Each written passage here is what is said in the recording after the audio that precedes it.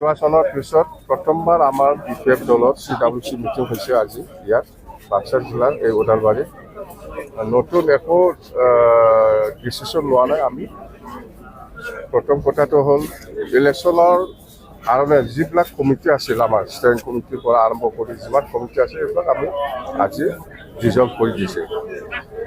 নতুন একটা ডিচিশ্যন হ'ল আমি যে নিৰ্বাচনৰ সময়ত বা নিৰ্বাচনৰ মিটিংবিলাকক চৰকাৰ হোৱাৰ পিছত আমি মাটিৰ পাট্টা দিম বুলি যিটো আমি প্ৰচাৰ কৰি আহিছিলোঁ, এই প্ৰচাৰটো আমি আজিৰ পৰা মানে কেনেকৈ এক্সিকিউটটো কৰিবই লাগিব। আমি চৰকাৰটো আহিবই, যিহেতু BTC চৰকাৰ আমাৰ বিপিএফ দলৰ হাতত আহিবই, আমি যিখিনি দেখিবলৈ পাইছে সেইকাৰণে এতিয়া আমি মাটিৰ পাট্টা দিয়াৰ যিটো কাম প্ৰচেছ ছাৰ্ভে বিপিএফ দলৰ পৰা আজিৰ পৰা আৰম্ভ হ'ব। ছাৰ্ভেটো যাতে গভৰ্ণমেণ্ট অহাৰ পিছত সোনকালে আমি দিব পাৰে, সেইকাৰণে আমি ছাৰ্ভেটো বিপিএফ দলৰ পৰা অতি সোনকালে ছাৰ্ভেটো আৰম্ভ হ'ব আৰু সেইখিনি ডিচিশ্যন লোৱা। নিৰ্বাচনত আমি খেলিম, চিডলি উপ নিৰ্বাচনত বিপিএফ দলে আমি খেলিব অকলে। বিটিআৰ নহয়, BTC ইলেকশ্যন। প্ৰমোদ বড়োক কওকচোন বিটিআৰ ইলেকশ্যন বুলি। না, আমি ল'ব নোৱাৰে, সিহঁতে বিটিআৰৰ চুক্তি বনাই পেলাই BTC কৈ পেলাই চেছ। BTC নিৰ্বাচনত আমি ভালকৈ জয় হ'ব। এইবাৰ MP ইলেকশ্যনত UPPL কেনেকৈ জিকিছে ইহঁতে নিজে আচৰিত। বোমা ফুটাও দেখিছে আপোনালোকে। UPPL জিকাৰ পিছতো বোমা ফুটাব পৰা নাই, কি কাৰণ? ৰহস্য আছে। গাহৰি মাংস খাব পৰা নাই, বোমা ফুটাব পৰা নাই, মাছ মাংস খাব পৰা নাই, ইয়াত কিবা নিশ্চয় কিবা একটা আছে। নহ'লে একজন MP জিকিছে, ফূৰ্তি কৰা নাই, এইটো আচৰিত কথা।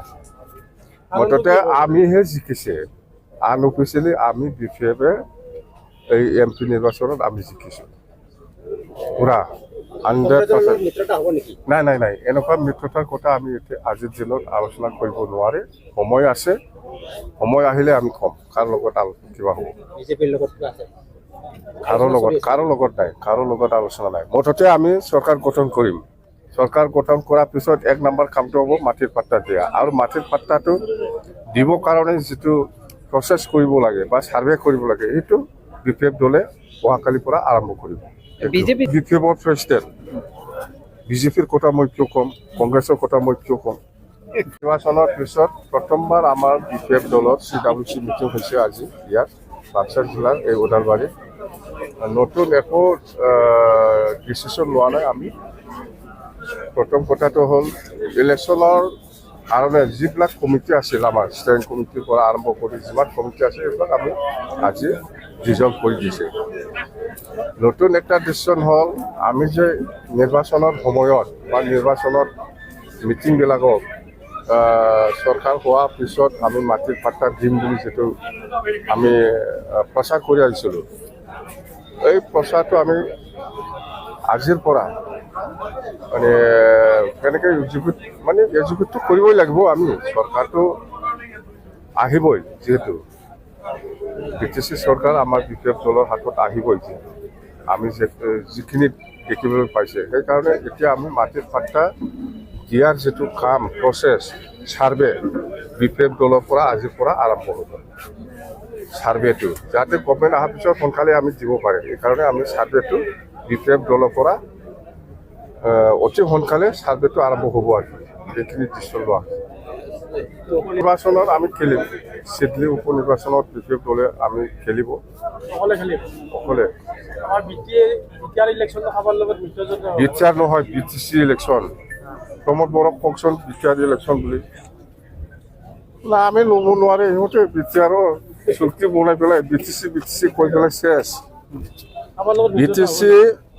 BTC নিৰ্বাচনত আমি ভালকৈ জয় হ'ব। এইবাৰ MP ইলেকশ্যনত UPPL কেনেকৈ জিকিছে ইহঁতে নিজে আচৰিত। বোমা ফুটাও দেখিছে আপোনালোকে। UPPL জিকাৰ পিছতো বোমা ফুটাব পৰা নাই, কি কাৰণ? ৰহস্য আছে। গাহৰি মাংস খাব পৰা নাই, বোমা ফুটাব পৰা নাই, মাছ মাংস খাব পৰা নাই, ইয়াত কিবা নিশ্চয় কিবা একটা আছে নহ'লে একজন MP জিকিছে ভৰ্তি কৰা নাই এইটো আচৰিত কথা মুঠতে আমিহে জিকিছে আনঅফিচিয়েলি আমি BPF এই MP নিৰ্বাচনত আমি জিকিছোঁ পুৰা 100%। নাই নাই নাই এনেকুৱা মিত্ৰতাৰ কথা আমি এতিয়া আজিৰ দিনত আলোচনা কৰিব নোৱাৰে সময় আছে সময় আহিলে আমি ক'ম কাৰ লগত আলোচনা কিবা হ'ব কাৰো লগত আলোচনা নাই মুঠতে আমি চৰকাৰ গঠন কৰিম চৰকাৰ গঠন কৰাৰ পিছত এক নম্বৰ কামটো হ'ব মাটিৰ পাট্টা দিয়া আৰু মাটিৰ পাট্টাটো দিবৰ কাৰণে যিটো প্ৰচেছ কৰিব লাগে বা ছাৰ্ভে কৰিব লাগে সেইটো BPF দলে অহাকালিৰ পৰা আৰম্ভ কৰিব BPFৰ প্ৰেচিডেণ্ট বিজেপিৰ কথা মই কিয় ক'ম কংগ্ৰেছৰ কথা মই কিয় ক'ম